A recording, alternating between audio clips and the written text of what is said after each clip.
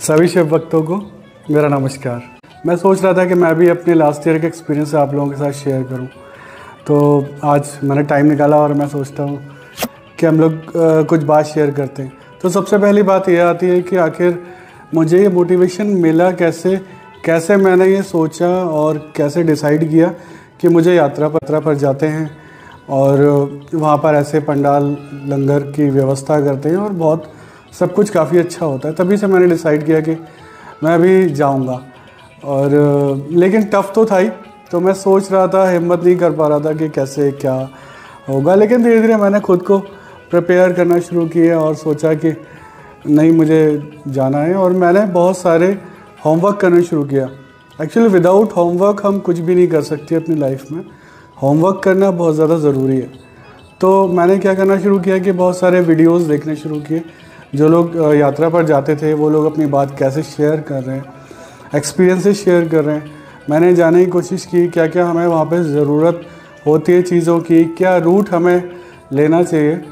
तो सबसे पहले तो मैंने ये डिसाइड किया कि मुझे किस रूट से जाना है यात्रा पर, क्योंकि वहाँ जाने के दो रूट हैं।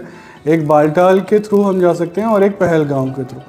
लेकिन जब मैंने दोनों को जाना क्लोज़ तरीके से और लोगों के थ्रू, तब पता चला कि पहलगाम के थ्रू वो थोड़ा लंबा रूट है और शायद एक नाइट का स्टे भी वहाँ पर हो जाता है। लेकिन बालटाल के थ्रू ये खड़ी चढ़ाई ज़रूर है, लेकिन अराउंड 16 से 18 किलोमीटर की दूरी है ये बालटाल से अमरनाथ यात्रा के लिए, अमरनाथ जी के लिए, गुफा के लिए। और लेकिन ये टाइम कम लेती है। टफ़ तो है, टफ़ तो दोनों ही है, लेकिन ये टाइम कम लेती है। तो मैंने एक तो ये रीज़न रहा कि टाइम कम लेने का, तो मैंने फिर फाइनली डिसाइड कर लिया कि चलो बालटाल के थ्रू ही मुझे यात्रा पर जाना है। तो ऐसे तो मैंने अपना रूट डिसाइड किया और फिर मैं निकल पड़ा। सबसे पहले मैंने अलीगढ़ से अपनी यात्रा शुरू करी। ये पूरी ट्रिप मेरी, सबसे पहली बात एक मैं बता दूं, ये मेरी जो ट्रिप थी सोलो ट्रिप थी। मैंने पूरा का पूरा अपना 5 दिन का ट्रिप अकेले पूरा ट्रैवल किया है। मैंने अलीगढ़ से शुरू किया, फिर then Delhi, then Srinagar, then फिर बालटाल। और बालटाल में एक हमारे अलीगढ़ वालों का भी एक पंडाल लगता है, तो किसी के थ्रू मुझे पता चला था और मैं पहले वहीं रेंट इन्होंने किया हुआ है। बहुत अच्छे से इन्होंने संभाला हुआ था। ये मैं आपको लास्ट ईयर की बात बता रहा हूँ, 2023 की, जब मैं भी यात्रा पर गया था।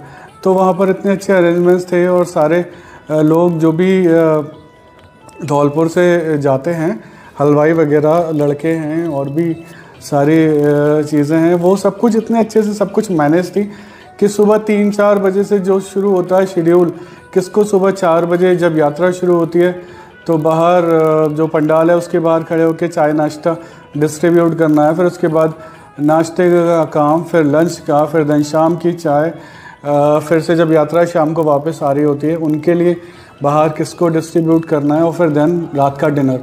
तो ये सारे अरेंजमेंट इतने अच्छे तरह से शेड्यूल्ड हैं वहाँ पे कि मज़ा आ जाता है। बिल्कुल भी कोई टेंशन वाली चीज़ ही नहीं है। आप वहाँ पे जाइए और आराम से रहिए। और ये वीडियो मेरा बहुत लंबा हो सकता है, मेरे एक्सपीरियंस बहुत लंबे होंगे, टाइम टेकिंग रहेगा, इसलिए मैं आपसे ज़्यादा लंबे वीडियो शेयर नहीं करूँगा। छोटे छोटे वीडियोज़ बनाऊँगा जो आप देख सकें और एंजॉय कर सकें।